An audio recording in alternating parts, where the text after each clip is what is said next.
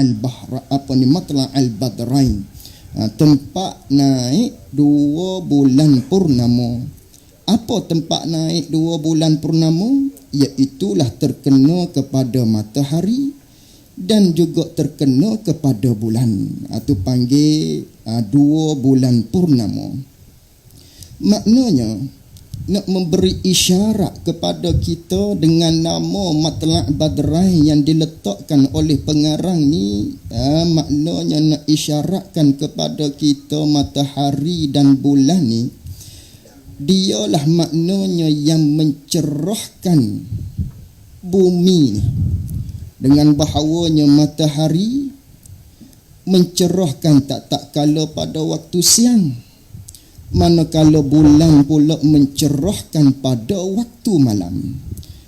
Maka dengan asbab matahari dan bulanlah yang mencerahkan bumi ni dapat memandu kita, dapat membimbing kita untuk pergi ataupun untuk berjalan pada satu-satu destinasi yang kita nak tuju. Kerana apa?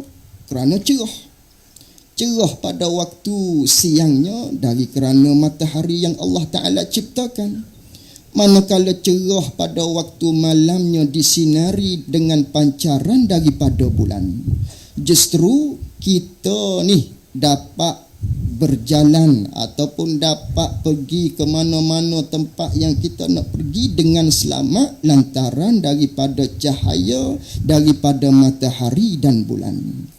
Maka begitulah di mana nak mengisyaratkan oleh pengarang kita dengan katanya kitab ni dengan nama Matla' Badrain, dengan bahawanya orang yang mempelajari kitab yang dia nak karang ni, iaitulah kitab Matla' Badrain ni, dapat memandu seseorang tadi dalam melakukan amal ibadat dengan selamat.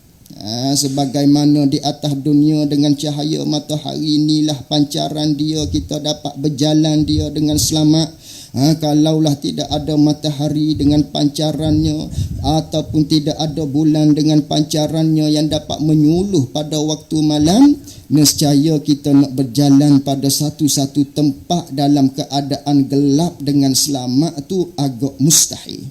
Bandingannya seperti kita duduk dalam satu rumah, di mana rumah yang kita duduki ni cahayanya tidak ada, tak ada lampu, maka gelap gelemak rumah kita. Bila gelap gelemak rumah kita tadi, kita nak pergi ke dapur je dalam keadaan gelap gelita yang tidak nampak, berkemungkinan kita berjalan tadi tu akan terhantuk pada dinding, mungkin akan tersepak ataupun terkena batu-batu dinding dan sebagainya. Kerana apa tu semua terjadi? Kerana tidak ada cahaya yang dapat bimbing kita. Maka begitulah manakala seseorang ni mempelajari kitab ni, isyaratnya maknanya seseorang tadi dengan ilmu, dengan dia reti permasalahan-permasalahan yang terkandung di dalam kitab Matla' Badrain menjadi cahaya bagi seseorang yang belajar dia, yang dapat membimbing dia tadi dalam melakukan amal ibadat kepada Allah Subhanahu wa Ta'ala dengan secara selamat. Itu isyarat dah.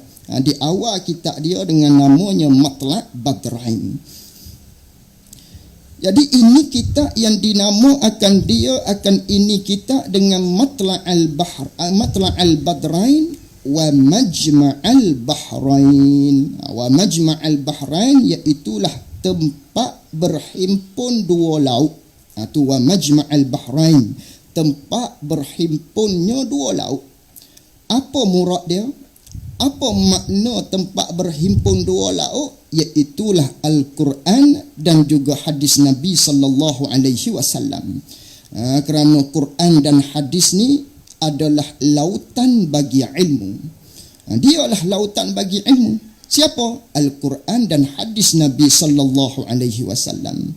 Di mana orang yang berpegang dengan Quran, orang yang berpegang dengan hadis Nabi sallallahu alaihi wasallam, orang tu kata Nabi sallallahu alaihi wasallam, dia tidak akan sesat.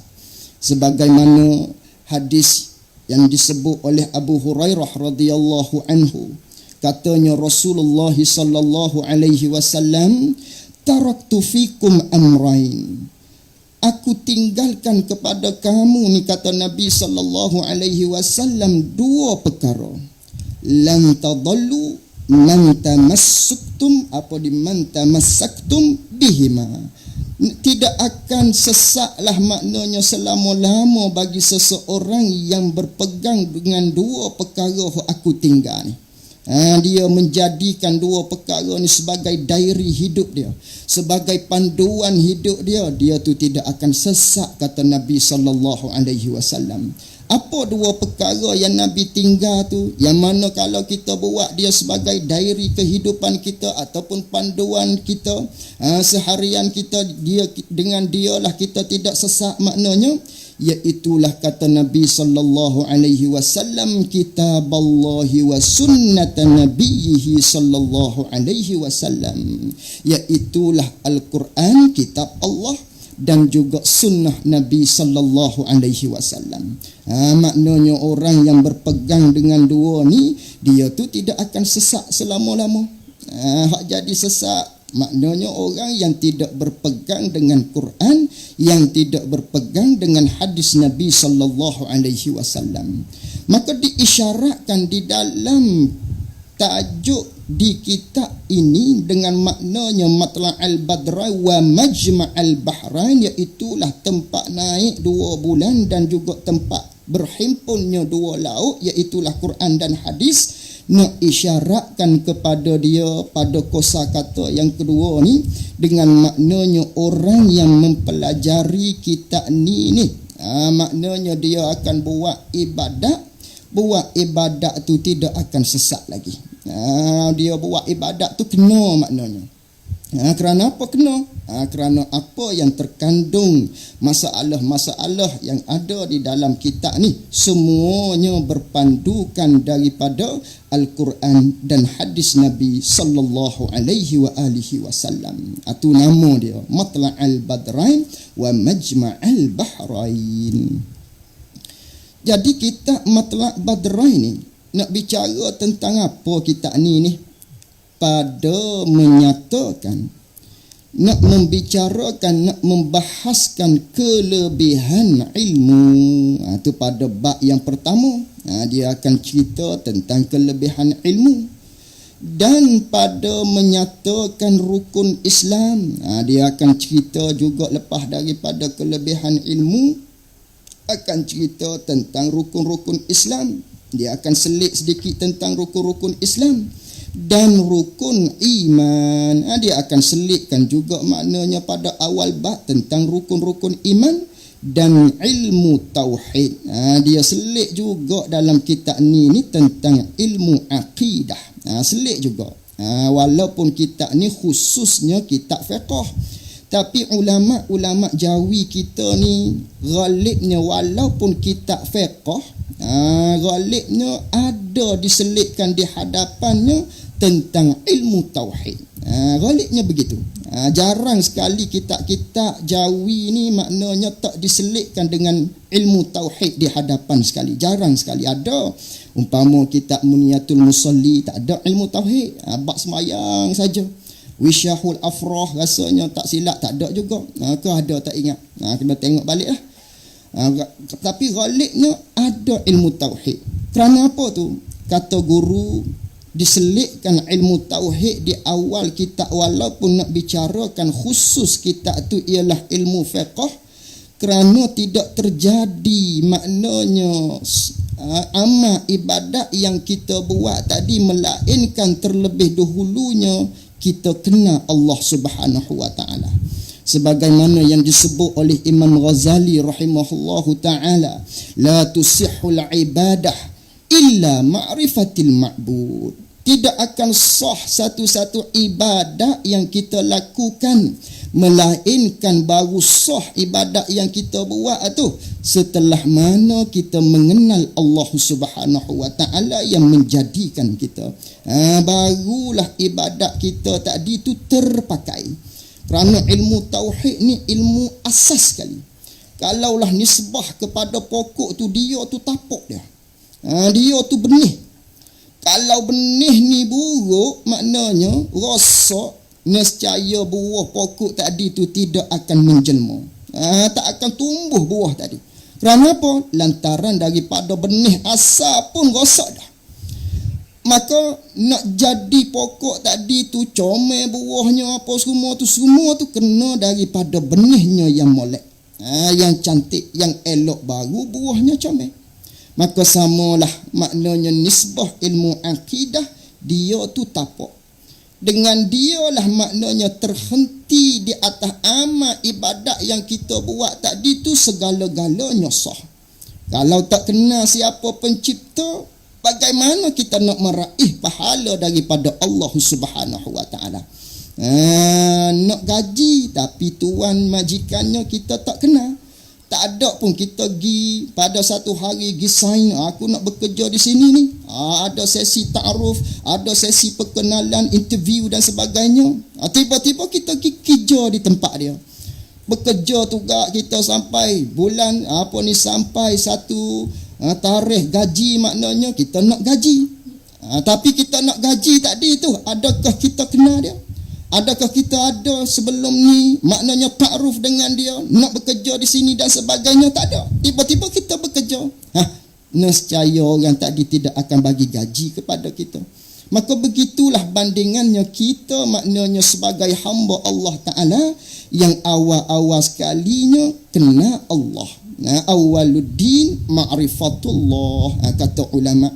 Awal-awal agama ni ialah kenal Allah. Tu asas dia. Kerana itulah ulama Jawi kita di awal-awalnya dia akan mulai dengan ilmu tauhid. Tapi saya tak baca ni. Kalau nak baca ni lama. Kita akan fokus kitab Matlab Badrain ni pada bab ilmu fiqh. Kita akan langkau dia. Cuma kita akan baca pendahuluan dulu, barulah kita langkau bab kelebihan ilmu dan ilmu tauhid tadi, kita terus kepada ilmu fiqh. Nak mengaji tauhid di kitab lain lah. Kitab yang mana kitab tu memang khusus untuk ilmu tauhid. Itu lebih maknanya terperinci. Dan ilmu fiqh, kita ni juga nak bicarakan tentang ilmu fiqh. Ni khususnya, khusus bagi kitab Matlab Badrain, nak bicaranya, nak bahas tentang ilmu fiqh. Maka dalam kitab Matlab Badrain nak bicarakan tentang ilmu fiqh, dia merangkumi keseluruhannya lengkap. Tak sebagaimana kitab-kitab yang lain. Adapun kitab-kitab yang lain, maknanya kitab-kitab hak nipis lah, kitab-kitab hak kecil tubuh dia, jirim dia, jasad dia, tubuh dia, maknanya tak lengkap semua robok, tak lengkap semua bahagian di dalam ilmu fiqh. Mungkin ada dalam satu kitab tu robok ibadat sahaja, bab maknanya bab solat sehinggalah bab haji, itu robok ibadah dia panggil, bahagian ibadat. Dia ada laginya rubuk munakahat, bab nikah kahwin, cerai apa semua, talak, khuluk dan sebagainya. Itu bab munakahat. Dua. Yang ketiganya dia ada bab muamalat, bab berjual beli, bab hubungan kita sesama manusia dan sebagainya. Itu dia panggil rubuk muamalat. Dan yang terakhir daripada bahagian ilmu fiqhnya, nama dia rubuk jinayah, bab jenayah, hukum hudud apa semua ni.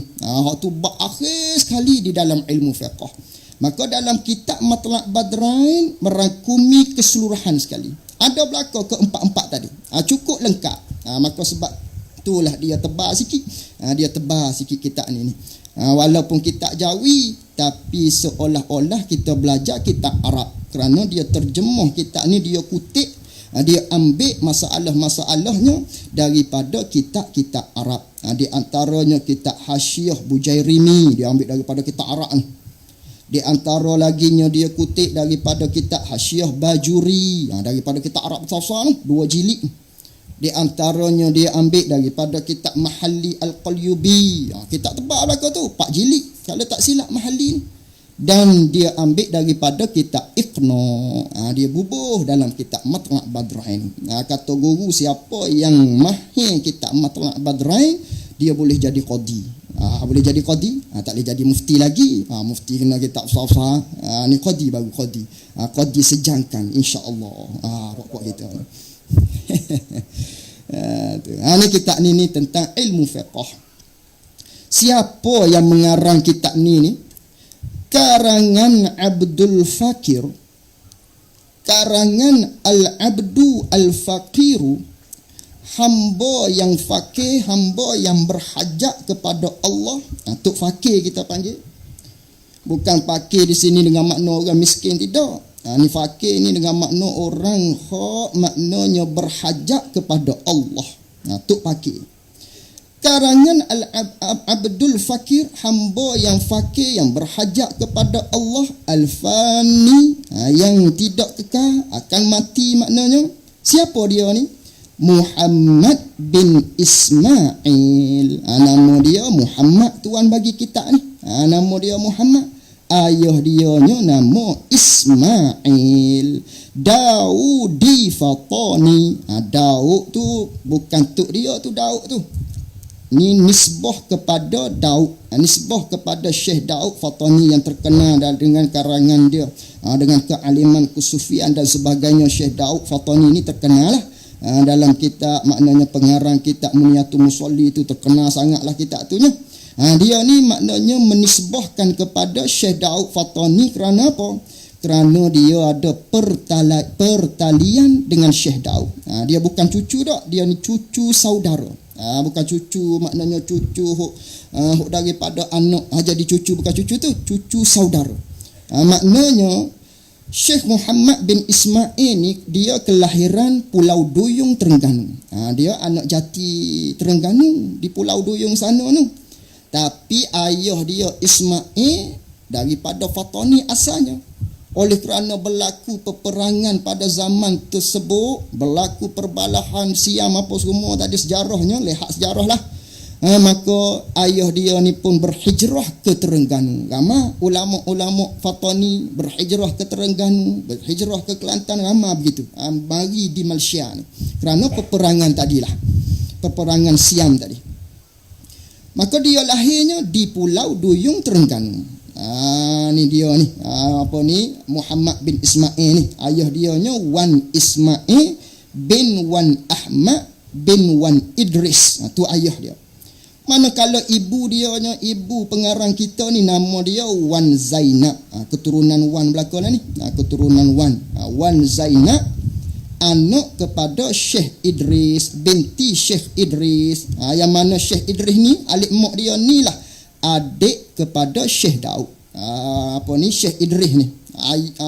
Syekh Idris ni merupakan tok dia ni, alik ibu adalah adik kepada Syekh Daud Al-Fatani rahimahullahu ta'ala. Ulama yang terkenal sangat. Lalu tu manakala lahirnya pengarang kita ni Syekh tuan guru Muhammad ni, Syekh Muhammad ni, maka Syekh Daud tadi iaitulah tok saudara dia ni ambil pengarang kita ni sebagai anak angkat dia. Sewaktu usia dia 1 tahun lagi. Mak dia beranak kepada dia, ambil anak ni Muhammad ni pengarang kita ni, Syekh Daud ambil buat pergi ke Mekah. Kerana Syekh Daud duduk di Mekah. Dia ambil anak dia ni, anak cucu saudara dia di Pulau Duyung, Terengganu, ambil berhijrah bersama-sama dengan Syekh Daud, gilah di Makkahul Mukarramah. Tapi tak lama, 3 tahun lepas daripada tu Syekh Daud pun meninggal dunia. Lepas tu tengok sejarah, tak ingat macam mana cerita dia tu duduk dengan siapa pula ni Syekh Muhammad ni. Begitulah maknanya sedikit sebanyak cerita dia. Maka dia meninggal pun di Mekah juga ni. Tuan kitab bagi Matla' Badrain ni, dia meninggal di Mekah pada tahun 1914. Dia mengajar di Masjidil Haram. Maknanya itu sedikit sebanyak berkaitan dengan pengarang kitab ni. Banyak kitab dia, Wisyah pun kitab dia juga. Wisyahul Afrah, kitab berkaitan dengan bab solat saja. Pun dikarang oleh pengarang yang sama, iaitulah pengarang bagi Matla' Badrain. Dan anak dia pun seorang yang alim juga, pengarang bagi kitab Kifayatul Muhtadi. Kitab tebal nama kitab Jawi, nama dia Kifayatul Muhtadi. Itu adalah anak bagi pengarang kitab Matla' Badrain. Semuanya alim daripada susu jalur orang ulama, orang alim, orang-orang yang hebat-hebat belaka. Ghafarallahu lahu wa liwalidayhi wa ahbaihi wa lil muslimina ajma'ina amin. Mudah-mudahan Allah Ta'ala mengampun akan dia, akan pengarang kitab kita ni Syekh Muhammad bin Ismail, dan juga anak-anak beliau, wa ahbaihi, dan kekasih-kekasih beliau, walil muslimin, dan seluruh manusia sekali, seluruh orang-orang yang beriman kepada Allah sekaliannya, amin. Itu doa di awal kitab kita ni. Kita masuk sikit. Bismillahirrahmanirrahim.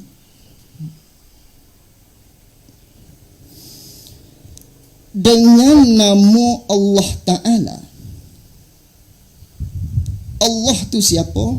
Tuhan yang amat murah lagi mengasihani akan segala hamba-Nya, hamba bagi Allah. Itu terjemah Bismillahirrahmanirrahim. Jadi huraian berkaitan dengan Bismillahirrahmanirrahim kita simpan dulu. Simpannya kita akan hurai satu-satu di kitab tazkirah nanti untuk selingan dia. Jadi hak ni saya skip lah huraian Bismillahirrahmanirrahim kerana panjang huraian dia. Dengan nama Allah, Tuhan yang amat murah, Tuhan yang amat pemurah tu Ar-Rahman, Tuhan yang amat pemurah lagi mengasihani tu Ar-Rahim, lagi yang amat mengasihani, amat murah dan amat mengasihani ni akan segala hamba-Nya, hamba Allah. Tu terjemuh baru tu, bukan makna lagi. Makna kemudian. Alhamdulillahillazi syahida biwujudihi jami'ul kainati subhanahu wa ta'ala al-malikil alam. Al-malikil alam. Al-qadimu al-baqiyu al-qaimu bizatihil qadiri alal ijadi wal i'dam. Ini khutbah dia.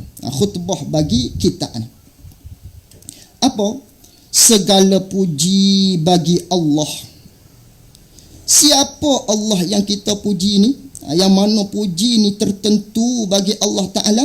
Allah Tuhan yang mensaksi dengan keadaannya, keadaan Tuhan. Tuhan yang menaik saksi dengan keadaannya, keadaan Tuhan, yakni Tuhan yang naik saksi, Tuhan yang mengakui dengan adanya ada Allah, keadaannya, keadaan Allah, yakni dengan adanya ada Allah. Naik saksi Allah Ta'ala ni ada. Siapa yang naik saksi Allah Ta'ala ni ada, Tuhan ni ada?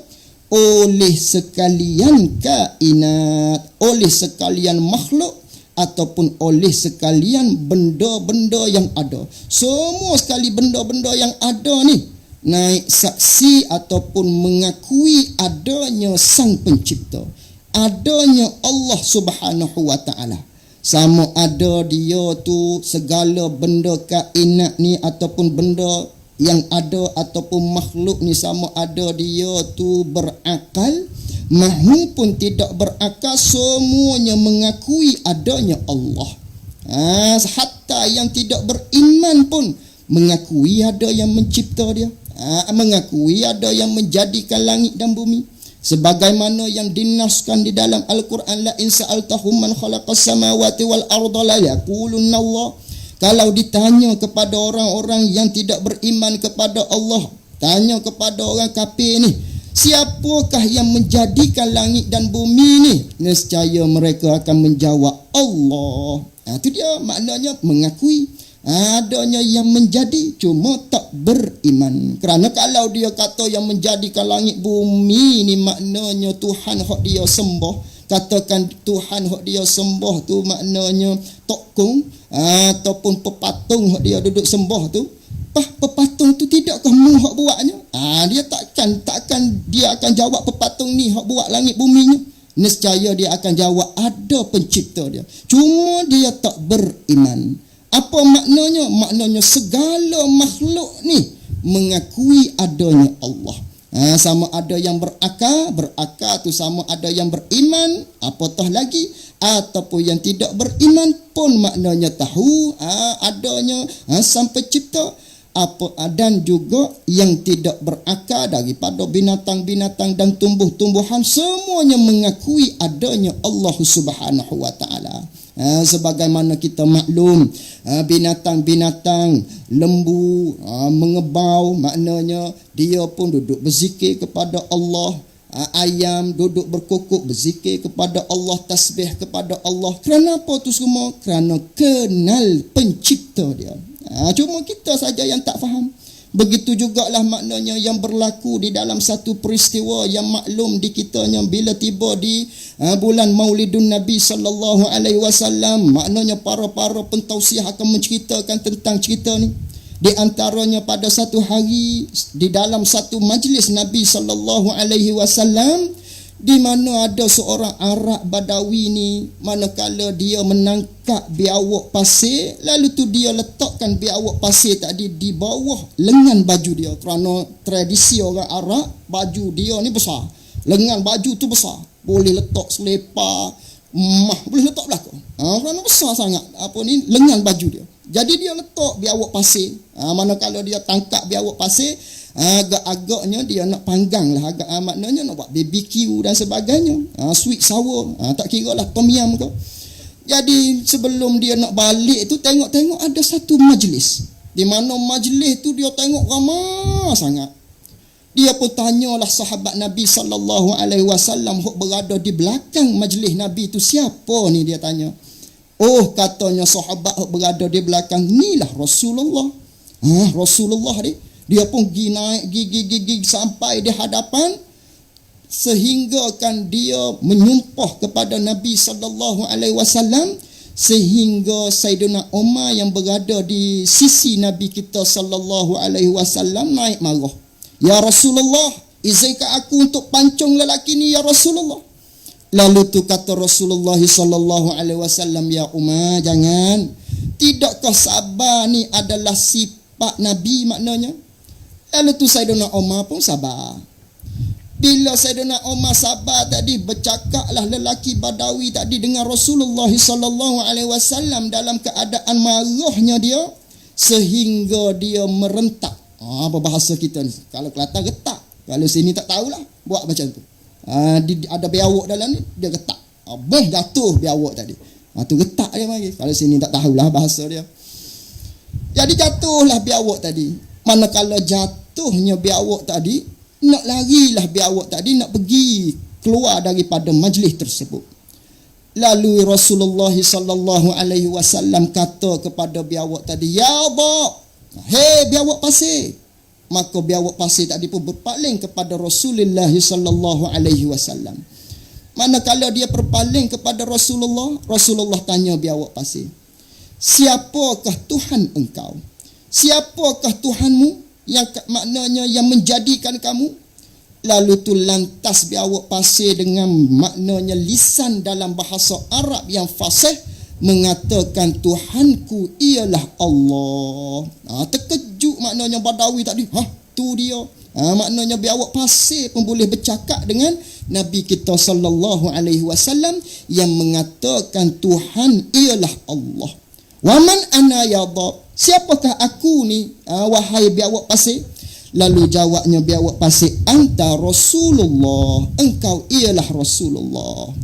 Tu maknanya binatang pun kena Allah Subhanahu wa taala. Ini tempat syahid nak menceritakan maknanya segala makhluk ni semuanya naik saksi tentang adanya Allah Subhanahu wa ta'ala. Tak kiralah, semua sekali mengaku ada Allah. Segala puji bagi Allah Ta'ala, Tuhan yang mensaksi, Tuhan yang diakui dengan keadaannya, dengan keberadaannya, keberadaan Allah, dengan adanya Allah Ta'ala, diakui, dinaik saksi oleh sekalian kainat, oleh sekalian makhluk, ataupun oleh segala benda-benda yang ada, semuanya akui belaka. Maha suci ia Allah Ta'ala, maha suci Allah daripada kekurangan, yakni daripada sifat-sifat kekurangan. Ini khutbah dia. Dan yang maha tinggi, Allah ni siapa? Segala puji bagi Allah yang kita duduk puji Allah Ta'ala ni. Allah Ta'ala ni pula yang maha tinggi, yang mempunyai kerajaan. Yang maha tinggi dengan makna tinggi pangkat dia. Bukan tinggi nisbah tubuh Allah tu, bukan. Kalau begitu, jadi maknanya kita mensamakan Allah dengan makhluk. Kerana ada daripada kalangan kita maknanya yang tak faham di dalam ilmu usuluddin, maka dia bercakaplah dengan satu-satu percakapan yang mana percakapan tadi lari daripada akidah ahli sunnah wal jamaah. Maka kita i'tiqad ahli sunnah wal jamaah Allah tak sama dengan makhluk. Itu semua dalam ilmu usuluddin lah. Dan yang maha tinggi, Allah Ta'ala ni yang maha tinggi, yang mempunyai kerajaan, yakni tinggi nisbah pangkat, lagi pula dia ni mempunyai kerajaan. Dialah yang mentadbir sekalian alam ni. Itu yang mempunyai kerajaan. Semuanya milik dia. Kerana itulah maknanya nanti di peristiwa tiupan sangkakala yang pertama, maknanya semua makhluk ni musnah belaka. Semuanya hancur belaka. Kullu man 'alaiha fan wa yabqa wajhu rabbika zul jalali wal ikram. Semua makhluk Allah Ta'ala jadi ni semua sekalinya akan hancur musnah belaka. Hanya tinggalnya ialah Allah Subhanahu wa Ta'ala. Bila ni? Di maknanya nak berlakunya hari kiamat kelak. Pada tiupan sangkakala yang pertama tak ada semua. Semuanya musnah, hancur belaka. Maka ketika tu dah tak ada semua sekali, hanya adanya Allah pada ketika tu. Maknanya pada tiupan sangkakala yang pertama, lalu Allah Ta'ala berfirman, limanil mulkil yaum. Bagi siapakah kerajaan pada hari ini? Milik siapakah kerajaan pada hari ini? Semuanya tidak ada yang menyahut. Tak ada satu suara pun yang kata, kerajaan aku. Tak ada. Semuanya tak ada. Kerana semuanya hancur belakang. 40 tahun Allah Ta'ala tanya, bagi siapakah kerajaan ini? 40 tahun. Sehinggalah maknanya ditiup, mana 40 tahun tu untuk menghidupkan bagi tiupan sangkakala yang kedua. Lalu Allah Ta'ala jawab sendiri Al-Wahidul Qahar. Kerajaan ni adalah milik aku yang maha perkasa. Ni Allah Ta'ala yang mempunyai kerajaan. Dialah yang mentadbir segala-gala sekali. Maka kita puji dia. Puji Allah yang maha tinggi, yang mempunyai kerajaan. Lagi yang amat mengetahui. Tuhan-Tuhan ni siapa? Yang kita kata segala puji bagi Allah Ta'ala, iaitulah Tuhan yang amat mengetahui. Dengan maknanya dia bersifat dengan sifat ilmu. Amat mengetahui dia segala-galanya. Lagi pula Tuhan ni Tuhan yang qadim, Tuhan yang sedia kala, lagi kekal, yang bersifat dengan baqa, yang berdiri dengan zatnya zat Allah, iaitulah sifat qiyamuhu ta'ala bin nafsih, yang berdiri dengan zatnya zat Allah. Berdiri dengan zat bukan dengan makna Allah Ta'ala duduk berdiri dengan zat ni terjemuh lafaz daripada Arab. Qiyamuhu berdiri, qiyaman bangun. Orang yang belajar bahasa Arab, qiyaman bangun, ijlih duduk, qiyam berdiri. Maka berdiri ni salinan daripada bahasa Arabnya qiyamuhu, berdirinya Allah dengan zatnya binafsi. Itu terjemah. Jangan kita faham berdiri Allah dengan sendiri ni dengan maknanya Allah Ta'ala bangun sendiri, bukan dengan makna tu. Berdiri Allah Ta'ala dengan sendiri, berdiri dengan zatnya zat Allah, dengan maknanya Allah tak berhajat kepada yang menjadi. Kerana dialah yang menjadi. Itu makna qiyamuhu ta'ala bin nafsi, makna yang pertama. Itu makna yang pertama. Dia ada dua makna. Itu mudah dulu. Lagi Allah Ta'ala yang kita kata segala puji bagi Allah Ta'ala ni. Kuasa ia Allah. Dia tu maha kuasa atas mengadakan, yakni mengadakan tiap-tiap mungkin dan mengadamkan tiap-tiap mungkin dan meniadakan tiap-tiap mungkin. Dia kuasa nak mengada pun dia kuasa, nak meniadakan tiap-tiap mungkin pun dia kuasa. Mungkin ni makhluk lah, makhluk. Allah Ta'ala kuasa belaka. Innallaha ala kulli syai'in qadir. Sesungguhnya Allah Ta'ala maha kuasa di atas tiap-tiap sesuatu. Itu sifat Allah Subhanahu wa Ta'ala. Dia duk puji Allah Ta'ala pengarang kita ni. Allazi farada alaina, allazi farada alaina ta'allama syara'i'il islami wa ma'rifata sahihil muamalati wa fasidiha li ta'rifil halali wal haram. Tuhan yang mewajibkan atas kita, ini atas pada kata segala puji bagi Allah. Takdirnya beginilah. Alhamdulillah, kalau sama-sama Arab. Alhamdulillah, yang pertama allazi syahida biwujudihi, itu yang pertama tadi. Takdir yang kedua ni alhamdulillahillazi farada alaina. Tu ambil alhamdulillah atas tu, wak mari turun di bawah. Atau dia panggil ataf dalam belajar bahasa Arab. Segala puji bagi Allah. Siapa Allah? Tadi siapa Allah? Tuhan yang mensaksikan dengan keadaannya, keadaan Allah oleh sekalian kainat. Itu satu. Ini pula siapa Allah? Tuhan yang mewajibkan atas kita. Segala puji bagi Allah Ta'ala. Allah ni ialah Tuhan yang mewajibkan atas kita ni. Iaitulah kita yang mukallaf ni lah sebagai hamba Allah Ta'ala ni. Allah Ta'ala mewajibkan kepada kitanya belajar segala hukum agama Islam. Allah Ta'ala mewajibkan kita supaya kita belajar akan segala hukum-hukum yang berkaitan dengan agama Islam. Mana?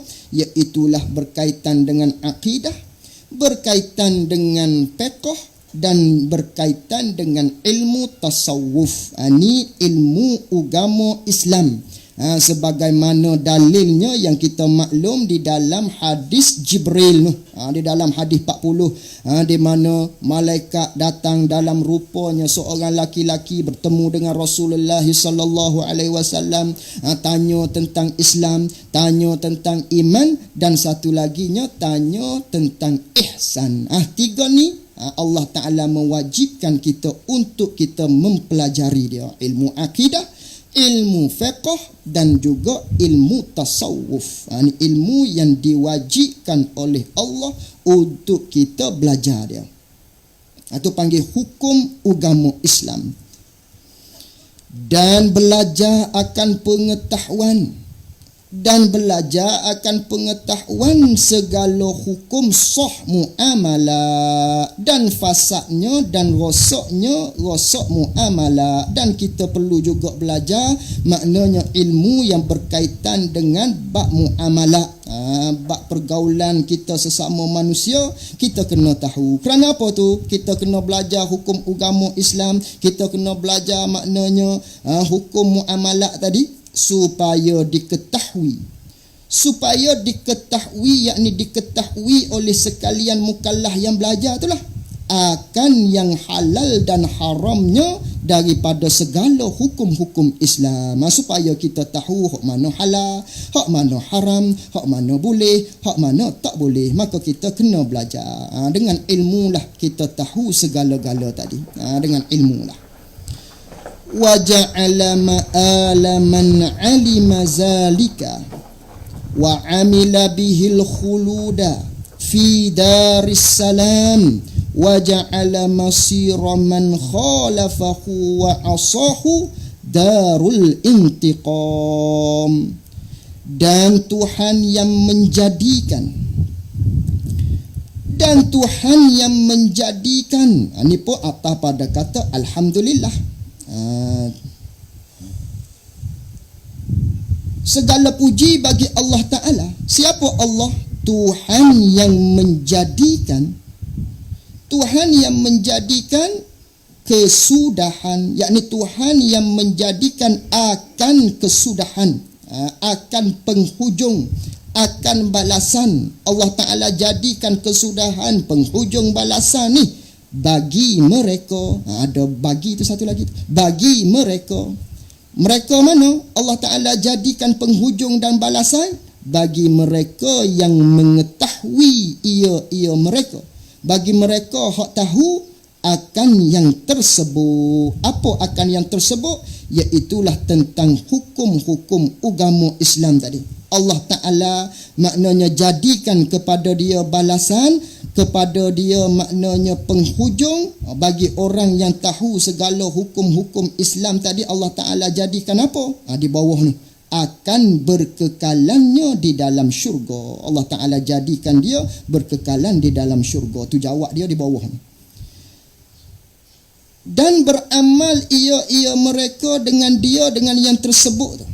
Allah Ta'ala menjadikan kesudahan bagi mereka ni, mereka yang beramal dengan yang tersebut, iaitulah dengan hukum hakam agama Islam ni, Allah Ta'ala jadikan akan berkekalan mereka di dalam syurga. Allah Ta'ala jadikan kesudahan kepada orang yang belajar, orang yang maknanya beramal dengan segala hukum-hukum agama Islam ni. Allah Ta'ala menjadikan kesudahan dia, akhir-akhirnya Allah Ta'ala akan balas berkekalan dia di dalam syurga Allah Subhanahu wa Ta'ala. Syurga tu mana? Iaitu syurga ni kampung yang sejahtera. Kampung yang sejahtera, iaitulah di akhirat kelak. Dan dijadikan kembali. Apa maksud dan dijadikan kembali? Kena tanda tu. Dan menjadikan ia Allah akan tempat kembali, gitu. Dan dijadikan kembali, yakni dan menjadikan Allah Ta'ala akan tempat kembali, iaitu apa? Syurga tadilah. Allah Ta'ala menjadikan syurga ni tempat kembali bagi orang-orang yang tahu, yang beramal dengan hukum-hukum agama Islam. Janjinya syurga oleh Allah Subhanahu wa Ta'ala. Dan ketetapan bagi mereka. Dan Allah Ta'ala buat satu janji pula bagi mereka. Ketetapan dengan makna Allah Ta'ala buat satu janji, tu ketetapan. Dan ketetapan bagi mereka, dan Allah Ta'ala buat satu janji pula bagi mereka yang menyalahi akan yang tersebut tadi. Orang yang melanggar akan yang tersebut dan derhaka akan yang tersebut. Yang tersebut tu maknanya daripada hukum-hukum agama tu lah. Dia menyalahi hukum agama, dia derhaka terhadap hukum syarak, hukum agama. Allah Ta'ala janjikan kepada dianya ketetapan di dalam neraka. Allah Ta'ala janji nak sediakan neraka kepada dia. Neraka ni apa? Iaitu kampung yang diseksakan hamba Allah Subhanahu wa Ta'ala. Ini baru khutbah baru ni. Akhir sekali, wassalatu wassalamu. Dalam kitab bonda-bonda tak ada tu. Kalau kira-kira ada di belakang dia. Saya tak photostat lah, jimat kertas. Jimat kertas. Wassalatu wassalamu ala sayyidina Muhammadinil mab'usi rahmatan lil anam wa ala alihi wa sahbihil bararatil kiram. Dan rahmat Allah dan salamnya, salam Allah atas penghulu kita Nabi Muhammad sallallahu alaihi wasallam, di mana nabi-nabi ni yang dibangkit akan Nabi Muhammad rahmat bagi segala makhluk. Wa ma arsalna ka illa rahmatan lil alamin. Tidaklah diutuskan Nabi sallallahu alaihi wasallam melainkan rahmat bagi sekalian makhluk kesemua sekali. Jadi pengarang pada perenggan yang seterus ini, dia berdoa kepada Allah supaya Allah Ta'ala turunkan rahmat dan salam kepada Nabi kita sallallahu alaihi alaihi wasallam, dan turunkan rahmat Allah dan salam juga atas segala keluarganya, keluarga Nabi, dan sahabatnya, sahabat Nabi, yang mana sahabat Nabi dan keluarga Nabi ni yang banyak kebajikan mereka itu sahabat dan keluarga lagi mulia sekalian sahabat dan keluarga Nabi sallallahu alaihi wasallam. Habis itu khutbah tak habis lagi tu, banyak lagi tu. Wa ba'du fayaqulul abdu wallahu a'lam wa ilmuhu wa atam. Nanti kita akan sambung, masih lagi dalam pendahuluan kita. Nanti dia akan cerita tentang maknanya rentetan kerana apa dia karang kitab ni. Barulah habis pendahuluan, barulah kita masuk kelas pada seterusnya, masuk pada bab kita, iaitulah bab berkaitan dengan kitabut taharah, bab berkaitan dengan bersuci, batu bab solat apa semua sehinggalah haji. Jadi kitab matlaq ni saya akan baca rubuk ibadat sahaja. Hak belakang tu dimaklumkan tuan guru Ahmad Nafiri, dia akan baca. Jadi lengkaplah. Jadi akan khatamlah sebutir tu, sebiji tu. Tu untuk kitab Matlaq Badrain. Kita baca pendahuluan sedikit ya di dalam kitab Tazkirah ni.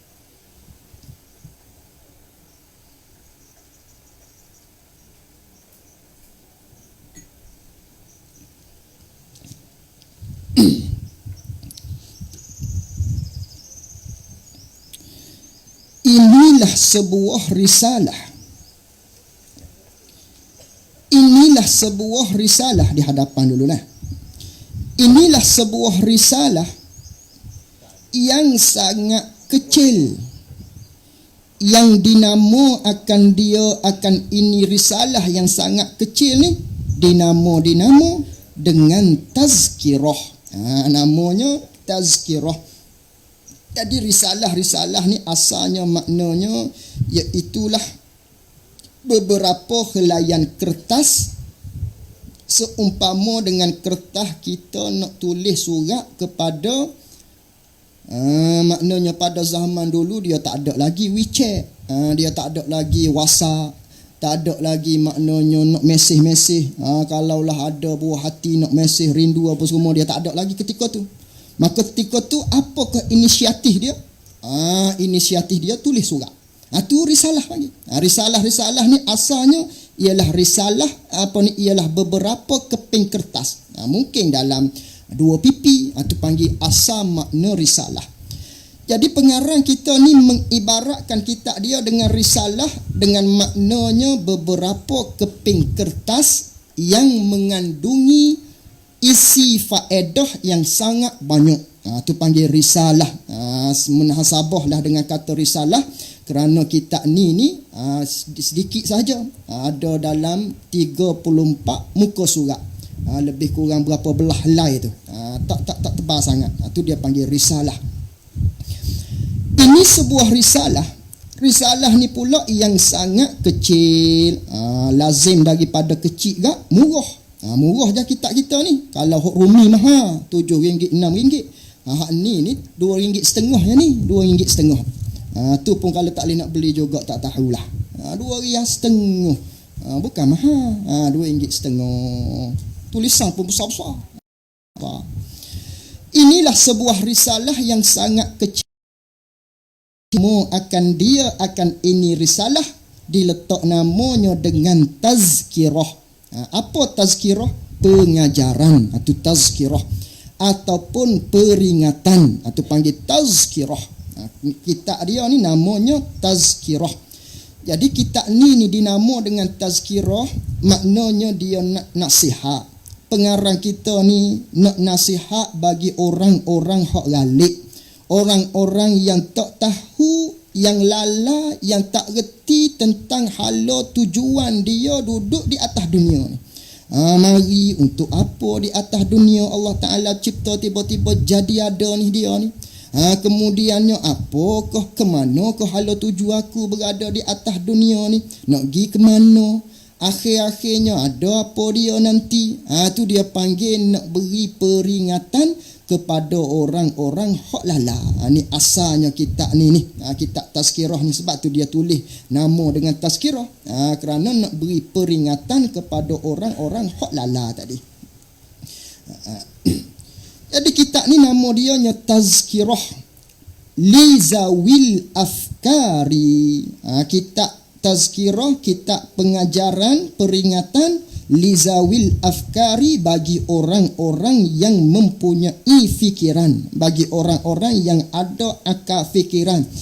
Orang hok pesing ada fikiran, maka dia kena ambil peringatan lah daripada isi kandungan yang ada di dalam kitab ni. Tu namanya kitab Tazkirah. Kitab Tazkirah ni pula fima yamurru bil insani minal a'mari. Apa kitab Tazkirah ni? Pada menyatakan. Tu terjemuh ada dekat bawah. Kitab Tazkirah ni nak membahaskan tentang pada menyatakan barang yang lalu, pada nak membahaskan tentang perkara-perkara yang lalu, ia perkara, ia barang yang lalu dengan manusia, yakni di atas tiap-tiap manusia. Apa perkara-perkara yang dilalui oleh tiap-tiap manusia ni? Bayan daripada beberapa umur. Daripada beberapa umur, anak cerita tentang perkara-perkara ataupun umur-umur yang kita akan lalui bagi tiap-tiap manusia. Dia ada beberapa umur. Ada berapa umur semua? Ada 5. Dalam kitab ni dia akan sebut 5 umur yang kita akan lalui dia. Umur-umur ni ialah ibarat daripada masa. Seperti kita kata, dia ni sapa masa dah. Apa sapa masa? Umur lah. Umur dia tak ada dah. Umur ni ibarat daripada masa. Dia akan cerita satu-satu. Mudah-mudahan, harap-harapnya, mudah-mudahannya dapat kita mengambil iktibar. Mudah-mudahannya kita dapat ambil iktibar, ambil berguna, ambil fikir dengan apa yang akan disampaikan di dalam kitab Tazkirah ni. Kita kena tahulah, maknanya tiap-tiap hari kita kena fikir kita ni datang daripada mana. Kita ni maknanya datang atas dunia ni untuk apa. Kemudian kita akan mati. Ke mana ke hala tuju kita setelah mati. Tu semua supaya kita tak lupa maknanya tentang hakikat diri kita tadi. Barulah kita tadi tak buat benda-benda yang dilarang oleh Allah Subhanahu wa taala. Ni nama kitab Tazkirah ni dia panggil kitab Targhib wa Tarhib. Nak menggema, nak menggerungkan kepada kita. Ni dia panggil targhib, nak gema kita untuk buat ibadat kepada Allah Subhanahu wa taala. Menghimpun akan ini risalah, menghimpun oleh Abdul Qadir. Menghimpun kitab ni dihimpun oleh Syekh Abdul Qadir bin Wangoh Wakaf Budi Sekam Mai Fatoni Jalan Palah Rako di Thailand sana lah ni. Di Fatoni sana, nama dia Syekh Abdul Qadir pengarang dia nya. Jadi Syekh Abdul Qadir ni terkenal lah dengan ulama Usuluddin di Pondok Sekam. Sekam ni menantu dia nya Baboli. Baba Ghazali Ahmad, tuan guru Baba Ghazali Ahmad yang dia biasa datang di Selangor ni. Acak kali dah dia datangnya. Tu Baba Ghazali tu menantu dia. Ni tok tua dia ni. Tok tua dia Baba Ghazali tu pun hebat dalam ilmu Usuluddin. Tu menantu dia. Ni tok tua dia. Anak murid Abdul Qadir ni, Syekh Abdul Qadir ni, iaitulah tuan guru Baba Ismail Sepanjang. Tu pun hebat juga. Tu hebat belaka lah tu. Jadi di pondok dia ni terkenal mahir dalam bab ilmu Usuluddin. Dia mahir belaka dalam bab-bab mana pun di Pondok Sekam ni. Cuma masyhur ataupun maknanya jadi jolokan kalau sebut pondok bab Usuluddin, kena pergi mengaji di Sekam lah. Di Sekam lah, di Pondok Sekam dia panggil. Situ tu tempat memang akan melahirkan generasi ulama-ulama mahir dalam ilmu Usuluddin. Tu di Pondok Sekam. Dia masyhur begitu. Dipungut kebanyakan ini kitab ni diambil, dipungut kebanyakan masalah-masalah isi-isi yang di dalam kitab Tazkirah ni dia ambil, dia pungut daripada kitabnya Subulul Azkari wal I'tibar. Dia ambil daripada kitab Arab. Habis itu. Baca sikit dah. Firman Allah Subhanahu wa taala, wa zakkir fa inna zikra tanfa'ul mu'minin. Wa zakkir, dan ingatkan olehmu ya Rasulullah. Maka memberi peringatlah hai Rasulullah. Peringat kepada siapa? Yakni beri peringatan kepada segala manusia lah. Dia panggil maf'ul dihazah. Dihazah kepada siapa tu? Allah Ta'ala suruh bagi peringatan di dalam firman wazakir ni, fa inna zikra tanfa'ul mu'minin, iaitulah beri peringatan olehmu ya Rasulullah, yakni kepada segala manusia. Kerana diutuhkan Nabi maknanya kepada segala manusia, bukan kepada yang beriman saja. Fa inna zikra, kerana bahawa sesungguhnya, fa tu dia panggil fa ta'liliyah. Fa inna zikra, kerana bahawasanya peringatan ini, dah Allah Ta'ala suruh Nabi kita ni maknanya beri peringatan kepada manusia. Kerana apa suruh bagi peringatan kepada manusia ni? Fa inna zikra, kerana bahawasanya peringatan ini tanfa'ul mu'minin, jadi berguna bagi orang-orang yang beriman. Jadi kalaulah terjemuh tadi nampak bercanggah tu, Allah Ta'ala suruh Rasulullah sallallahu alaihi wasallam bagi peringatan kepada segala manusia. Tapi peringatan tadi tu hak kepada segala manusia, tapi hak dapat jadi bergunanya kepada yang beriman. Kerana apa jadi begitu? Kerana maknanya yang menerima pengajaran ni hanya orang hak berjuruh, hanya orang hak baik-baik. Maka orang yang baik ni umumnya iaitulah orang yang beriman kepada Allah Subhanahu wa Ta'ala. Maka peringatan ni hanya akan diterima, kata Allah Ta'ala, bagi orang yang beriman sahaja. Walaupun maknanya bagi peringatan tadi kepada segala manusia, merangkumi orang kafir juga. Tapi orang kafir ni dia panggil orang yang tidak terima pengajaran. Orang kafir ni orang yang tak terima pengajaran, maka dia tak jadi berguna manakala kita menyampaikan maknanya peringatan kepada dia. Cuma hanya sekadar sampai saja. Berguna tak berguna, hak tu kerja Allah Subhanahu wa Ta'ala. Tapi bagi orang yang beriman, kalau kita bagi nasihat, dia akan jadi berguna bagi orang yang beriman kepada Allah Subhanahu wa Ta'ala. Tapi muskil lagi kita. Dah Allah Ta'ala kata nasihat ni manakala kita bagi kepada yang beriman jadi berguna kepada dia, dia akan terima nasihat tadi. Tapi tiba-tibanya sebaliknya berlaku. Berlaku sebaliknya. Adakah Al-Quran tu dusta? Adakah maknanya kalam Allah Ta'ala tu dusta? Kerana kalam Allah Ta'ala sebut orang yang beriman manakala diberi nasihat peringatan agama dia akan turut selalu. Tiba-tiba yang beriman tak turut juga maknanya. Kita yang beriman diberi nasihat peringatan agama ni hijau agama, tapi tak turut juga. Kerana apa tu? Kerana alamatnya iman kita tak kamil. Alamatnya iman kita ni tak sempurna. Dengan maknanya grade kita kalau nisbah telur ada A, B, C, D, E, kita ni grade E. Diberi nasihat agama, duk cerita tentang agama, tak turut juga, degil juga, tak terima juga maknanya. Ini iman yang tidak sempurna. Ada iman dalam hati, tapi wuk dia, cerah dia tu tak kuat. Tak kuat mana cair wak dia tadi. Sebab itulah maknanya tak jadi berguna juga. Tapi Allah Ta'ala kata orang yang maknanya diberi peringatan kepada dia jadi berguna bagi orang yang beriman, maknanya yang beriman iman yang kamil. Mana kalau diberi peringatan kepada dia, nescaya dia terima selalu. Siapa tu? Iman yang kamil, iman yang sempurna.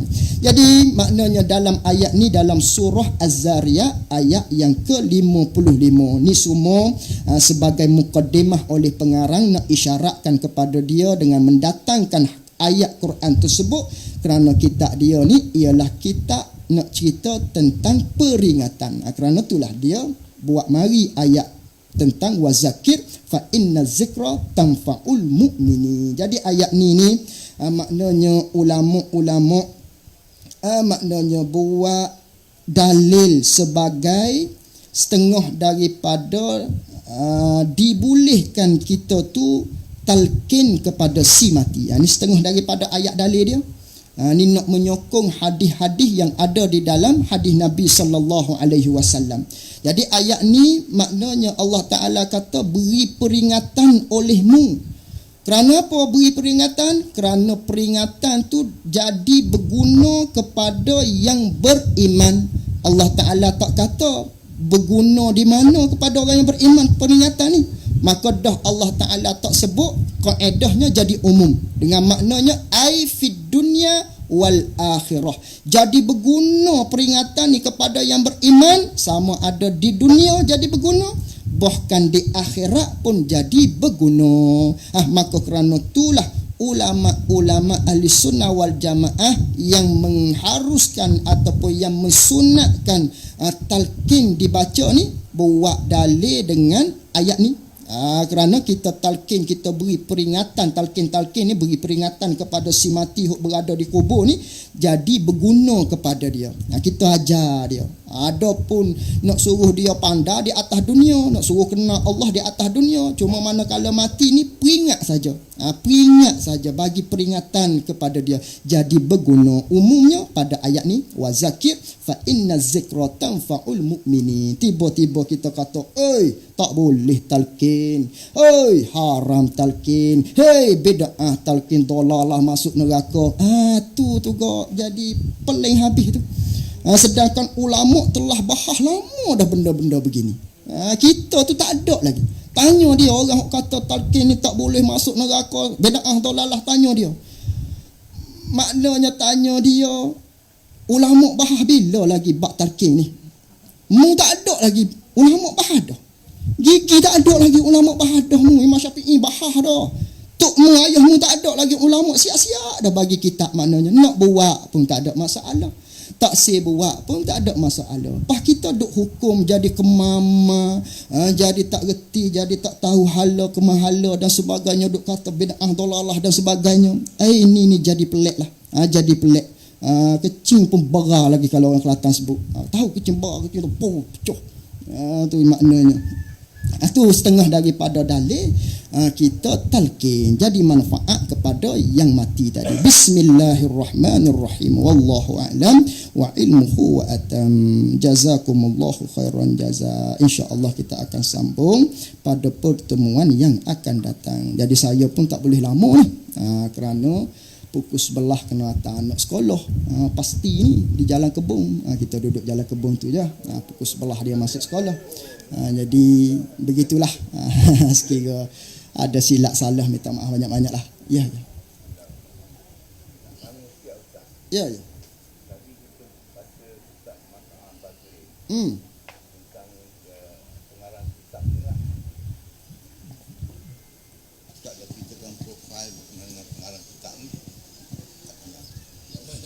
Jadi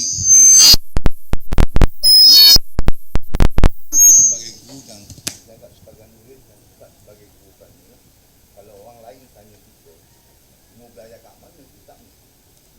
Jadi sekali kita nak kurangkan kasut kita. Nak kenal kita lah. Baik, kalau tak keberatan Ustaz. Ya. Minum Ustaz. Kitanya nama Khairul Ikhwan. Khairul Ikhwan jadi asal daripada Kelantan, di Pasir Tumbuh. Lalu tu saya ni berkhidmat sebagai seorang guru sekolah kebangsaan Kampung Idaman, di apa dia panggil, dekat JM Kelang. Guru situlah, guru Jekov di sana. Guru Jekov. Jadinya ni tak masuk sekolah ni sebabnya sekolah saya sesi petang pukul 12 baru pergi. Jadi sempatlah kuliah duha di sini. Jadi saya belajarnya merata lah. Waktu dulu saya sekolah macam biasa, sekolah Muhammadi. Cuma belajar tu rata. Sebab kita sekolah lagi.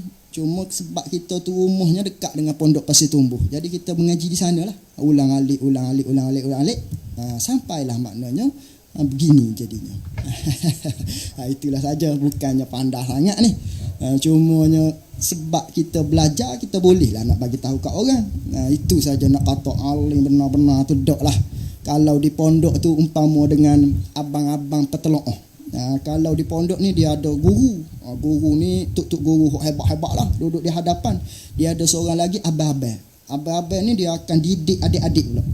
Adik-adik dia tak mari belajar dengan abang-abang ni. Dengan apa ni, dengan tuk-tuk guru ni kerana kitab susah. Maka abang-abang ni lah akan ajar pula adik-adik. Maka saya umpama tu lah, abang-abang tadi lah, bukan tuk guru tidak lah, tak pandai. Kalau tanya masalah berat-berat rasanya tak boleh jawab tu. Memang tak boleh. Cuma boleh hurai lah sikit-sikit gitu ya. Itulah sebagai muzakarah kita menerusi dua kitab ni, insya-Allah. Bulan akan datang ada dua-dua ni akan ada. Bagi tahulah kepada apa ni, Ustaz Daud kita ni, dia bagi tulis nama apa semua, nanti dia back in kepada kita nak balik Kelantan bulan 2 ni sebabnya cuti sekolah. Cuti sekolah Raja Cina, kita akan beli di Kelantan nanti, insya-Allah. Itu saja.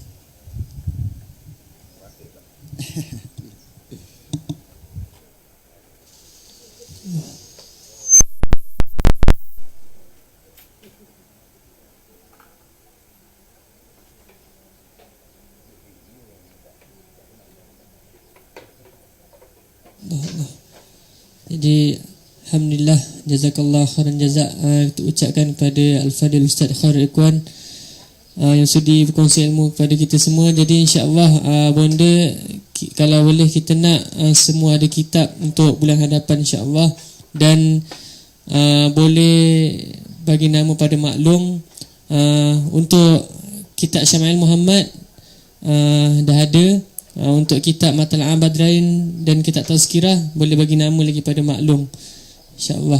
Sebab kita semalam yang bagi nama tu 10 orang yang kitab Matal Abadrain dengan Tazkirah tu, tapi datangnya lebih 10 orang. Jadi kita tak tahu. Jadi kalau boleh semua ada kitab, insya-Allah. Tapi kalau yang dah ada boleh guna, ataupun boleh dapatkan, kalau nak dapatkan sendiri boleh dapatkan di Pasar Jawa Kelang. Kalau nak kami ni boleh bagi nama pada maklum, insya-Allah. Dan insya-Allah kuliah duha hari Isnin ni Ustaz Wan Hizam, kitab Syarah Hikam, insya-Allah Isnin. Sekian, Assalamualaikum warahmatullahi taala wabarakatuh.